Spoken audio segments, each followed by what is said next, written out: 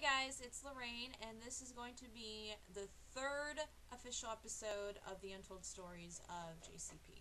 Now, the topic for this episode is going to be one of my favorites because it's the one that everyone has to deal with, and it is called management.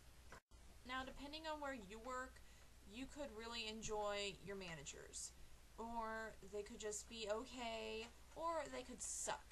Or if you work at Bath & Body Works in Highland Village, Texas, well, for the sake of time, I'm not going to get into it at this moment. But since for the sake of time, I am going to just kind of jump right in to the JCP management and just kind of go down the list of managers that I've had in the past. So I'm just going to start off with good managers. Nancy had to be the best supervisor I ever had. Plain and simple. She supervised 3 departments: children's, windows, and the home department. And since my department, shoes, was right in front of children's, I always saw her and we always worked on stuff together. If it hadn't been for Nancy, I probably would have gone my entire job without knowing anything. She taught me everything, and that is not exaggerated whatsoever. The reason why I praise Nancy so much is if she actually asked for your help, she didn't just run away the moment you got there and you would never see her till the end of your shift. That's not Nancy. She would actually be there with you, and she taught you everything while you were with her.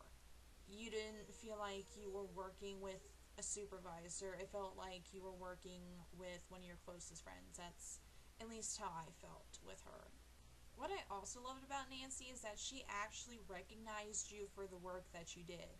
She would say great things about it. Or she would say, well, this is how we can make it better.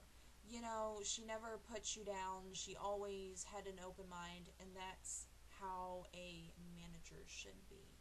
Plus, I will add, if it hadn't been for her and another one of the supervisors there that I also liked a lot, I would have never became associate in a month.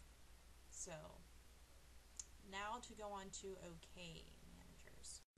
Now, I don't really know much to say about an okay manager, except that they do their work, but they just kind of don't really bother with you that much.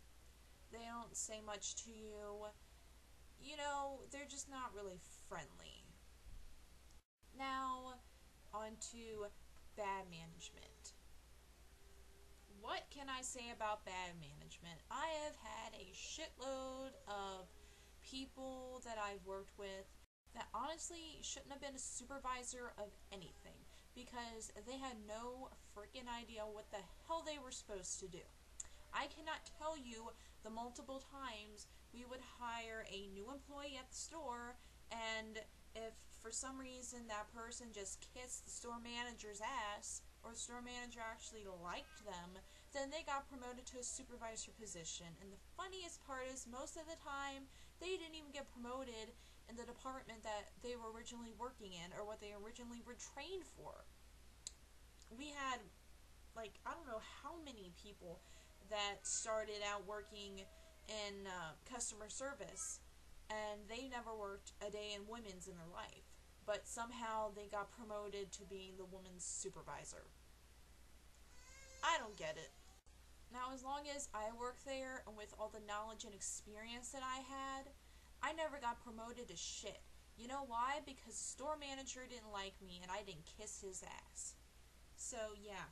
So instead of having me promoted to the shoe supervisor or children's supervisor after Nancy left to do the cash room, they got somebody else. Yeah, that's basically how JCPenney was. If you were not a favorite of the store manager, then you were nothing. Another thing that makes a bad manager, besides the fact that they're already clueless enough, is the fact that they don't do anything. I cannot tell you the numerous times you would never even see these people. they would either just be walking around the store with a clipboard and giving orders to everybody else to do their job. I always used to have this fun little saying I'd tell my friends, unless I had the supervisor title and I was getting paid the exact money as you were, then I'm not doing the job for you. Do it your goddamn self. Guest appearance! Oh, and by the way, this is my daughter Lily. She's really fussy, she's teething. So I'm probably just going to have to end this video shorter than I've originally planned to do. But yeah, you kind of just get the idea of how bad managers just really shouldn't be a manager to begin with. Leave that alone. They don't deserve it.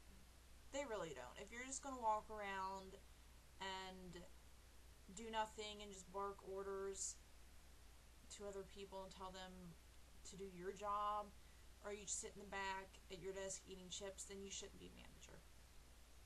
Plain and simple. So I decided for the next topic for the next video is going to be about 2 really bad supervisors that I personally had a problem with, and most people at my job also had a problem with. So say bye, Lily. Say subscribe to the videos Mommy makes. Yeah.